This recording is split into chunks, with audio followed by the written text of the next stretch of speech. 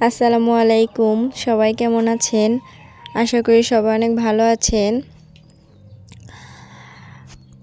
আমার দেওর কয়েকটা পাখি কিনে এনেছে, সেটার জন্যই আজকে খাঁচা বানাচ্ছে এখানে। আগেও ছোট করে একটা পাখির খাঁচা বানিয়েছিল, কিন্তু সেটায় ভালো মতো দরজা লাগায়নি। তাই একটা পাখিকে খাবার দিতে গিয়ে খোলা রেখেছিল দরজাটা, সেখান থেকে একটা পাখি উড়ে গেছে। তাই এইবার সুন্দর করে 4 তলা বিশিষ্ট একটা খাঁচা বানাচ্ছে পাখির জন্য। এখানে আমাদের রাফসান বাবাটাও কিন্তু তার বাবার সাথে কাজে লেগে পড়েছে। সেও খাঁচা বানাবে বলে এখানে হাত দিয়েছে।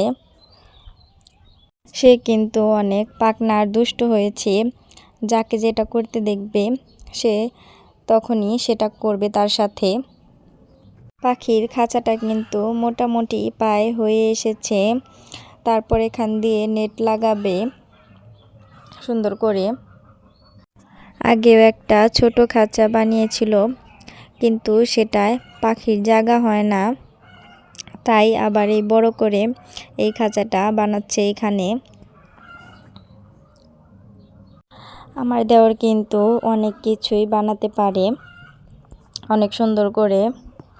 খাঁচাটাও কিন্তু অনেক সুন্দর করে বানিয়েছে। ইউটিউব থেকে একবার দেখে কিন্তু অনেক সুন্দর করে ও খাঁচাটা বানিয়ে নিয়েছে পাখির জন্য। এই খাঁচাটাই কিন্তু অনেকগুলো পাখি এবার থাকতে পারবে, সেরকম করে বানিয়েছে। আমার দেওরের মাথায় কিন্তু অনেক বুদ্ধি। সে একবার যেটা দেখে সেটাই কিন্তু বানিয়ে নিতে পারে। সে আরও অনেক কিছুই বানিয়েছে ঘরে। সুন্দর করে নেটগুলোকে কেটে এবার খোপের মাঝে লাগিয়ে নেবে। এই যে কিছুটা এখানে লাগিয়েছে, দেখতেই পাচ্ছেন অনেক সুন্দর হয়েছে কিন্তু দেখতে, মাশাল্লাহ। এখন এখানে সে অনেকগুলো পাখি রাখতে পারবে। টা কিন্তু অনেক সুন্দর হয়েছে।